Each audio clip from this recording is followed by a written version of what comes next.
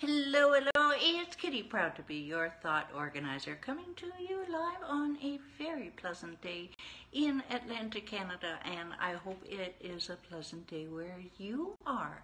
And even if there are a few clouds in the sky, just remember, there is blue sky above those clouds, or at least clear sky if it is nighttime, and just keep that thought. Keep that thought with you, because we all have challenging days, but the key is to just remember that we will get through them with flying colors, and that tomorrow is a brand new day. How does that sound? Huh? Okay, right to it. Who am I? I am Kitti Andrews. And very proud to be your thought organizer. There's a story behind that. Direct message me if you'd like to find out more. And what do? I help. I'm with declutterthebrain.com. And what do? I help entrepreneurs to organize their space and streamline their thoughts so that they can focus on attracting and serving premium clients. Now, I do have over 20 years experience with helping people to gain control over their surroundings, and through that I've developed a step-by-step system, which has helped me and my clients go from overwhelmed and struggling to organized and thriving.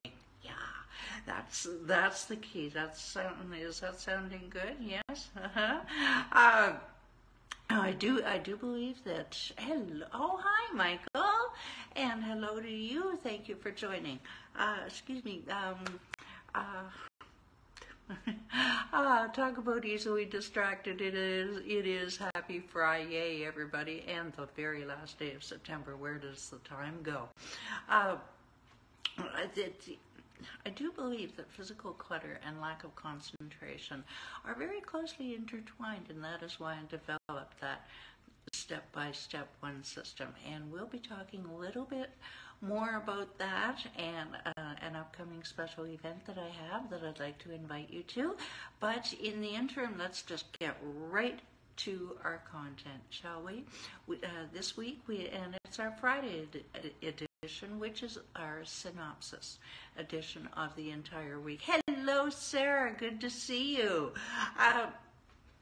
And with this week, we are talking about Feng Shui for the entrepreneur, having fun with Feng Shui for the entrepreneur.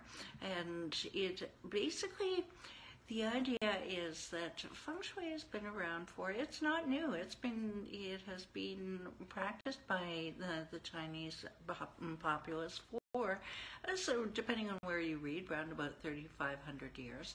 And so anything that I do now or in the master class, I guess I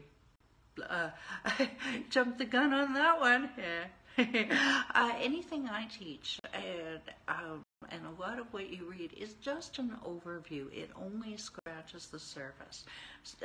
But there are small, easy little things that you can do, that Feng Shui can do for you to improve your health, to improve various other areas of your life. We'll be talking about that again in a moment too.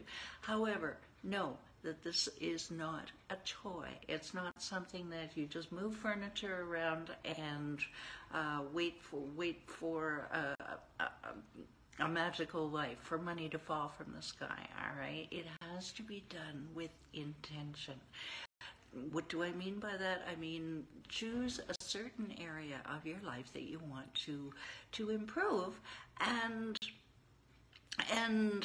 concentrate on it. When you are doing any cures that we're going to talk about, you just visualize what it is you want. You know that if you've followed me at all, you know that I always talk about having a strong goal or a strong why, even more importantly. Okay, so this is super, super important. the first thing, any book that you're going to read about Feng Shui is going to tell you you've got to declutter. I'm sorry, that's the way it is. Now, before you run away screaming, stop. This doesn't mean you have to do a full-on, complete, full-blown declutter. All right, you don't have to. Would it be nice if you did? Absolutely. But say, for example, if you are an entrepreneur who wants to improve their wealth, well, then you can get away with just concentrating on your office first and then applying those principles through the rest of your home. Okay, fair enough. So that gives, because we don't always have a whole lot of time, but you do want to declutter. You do want to do as much as you can. Certainly get things off the floor throughout the home. Create a path for Feng Shui Qi energy to flow through. Okay, fair enough? All right. Now, we're going to talk more about the office. We talk about a lot of things through this. Tuesday, we talked about lighting up your entrance. Let the money find you. If the number on your door is covered over by trees or a Christmas wreath, a quick story about that. My neighbor down the hall, she saw this episode when I did it quite a few months ago, and she removed the Christmas wreath from her door, and she scored a really hot job within a month. Huh? Yeah. Okay. So. I really like that story. And so you want to let money find you and light up your entrance and visualize the money coming in when you're doing this. I have a little ritual every morning where I welcome in money, good health, and wonderful people and opportunities as I switch on my battery-operated light in my entrance. Now, further, bathrooms, water and money they flow, don't they? So, your bathroom, what's in it? Water. That's right. Your kitchen, what's in it? Water. So you want to pay special attention to these two rooms. Now, Michael and Sarah can recite this from heart. Close the bathroom door and shut the toilet seat. Bonus points. Keep a mirror on the outside of your bathroom door. It just reflects. It doesn't let the money go down the metaphorical drain. Okay, and the kitchen, keep it clean. Not only because for sanitary reasons, but it says in books, and who am I going to argue? It invites wealth. Wealth does not want to sit in a dirty kitchen. I know, sounds woo, but trust me. All right, now we are into your office. If it is not an actual room, then maybe it's from a dining room table or what have you, then partition it off so that the energy is centralized in it. And let's assume now that you're in a four-walled office, then make sure that your desk is in the command position. By that I mean that it is not, oh, my nose is itching, sorry, your back is not facing the door. Sarah and I talked about this a little bit yesterday, or I mentioned it here. Make sure your back is not facing the door, it is not to the door. Make sure you can see the door, and if you can't do this, then I've got cures that you can fix that, all right? And bonus points, you could put a rug in the center of the room to ground the energy.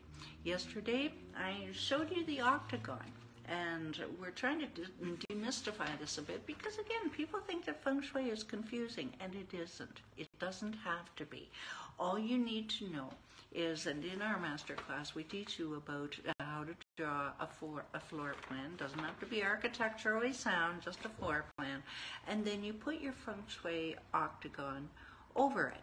Okay, and it has eight different areas. You've got fame, you've got marriage, you've got children, you've got helpful people, you've got career, knowledge, family, and wealth and health right in the center. All right, if you'd like a copy of this, just direct message me and I'll be happy to send it to you. But you'll get more out of it if we talk about it. Now, any cures that you do can be applied in any of these areas, you see. So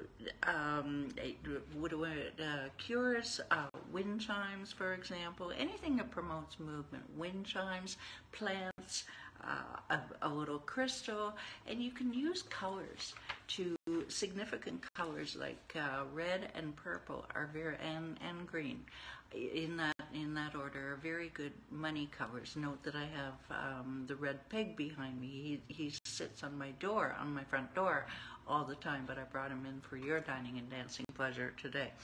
And today, just a little bit more about the Octagon. It doesn't actually have to be where it says marriage.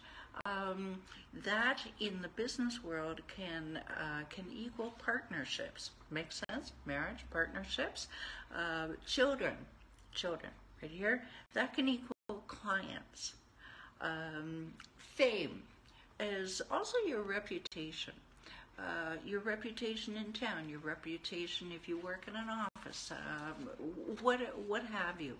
It doesn't actually, family can also be business relationships, not necessarily partnerships. Knowledge and career, those are pretty static. They go through, they're pretty solid right there. So that is that about the Feng Shui Octagon. I guess in keeping with the Friday synopsis, I'd like to say that no matter what you do it with intention. Think about what you're doing. And don't try to do it all in a hurry. You can make every weekend, I promise myself I'm going to do a huge Feng Shui on my place. But you know what?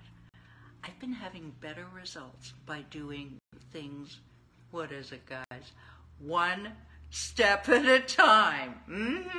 Just doing little changes here and there. Maybe moving that wind chime. Maybe I did something with the curtains on the windows. Just one little thing at a time.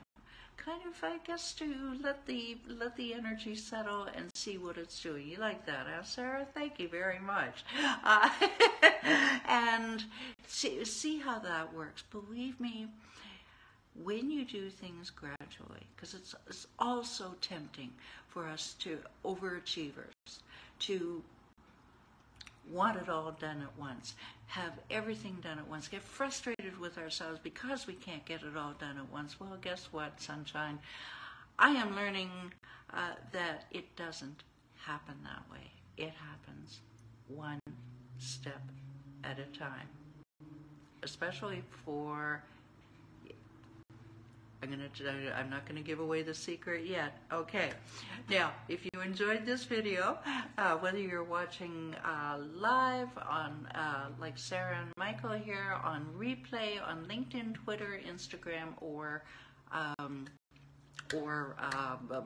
YouTube. Speaking of which, YouTube, just go to YouTube, type in Declutter the Brain, and we are there for you. Or if you're watching when I publish this in the upcoming newsletter, if you'd like a copy of our newsletter, just send me a direct message. Whether you're watching, just know that slow and steady wins the race. And as we say at Declutter the Brain, progress over perfection. Yep. Okay, so if you would like your one step to take I'm going to give you two today. I'm going to cheat. To jumpstart you on your way to clutter-free, just scroll down, download your 7 easy steps to conquer your physical and mental clutter, and I will be publishing a list that you can sign up for the upcoming Feng Shui Masterclass. What else do you need to know? I think that's about it for today. I wish you all a very pleasant weekend. And next week, in honor of ADHD Awareness Month, that's what we're tackling, is ADHD and organizing. Take care, everybody. Have a great weekend. Bye.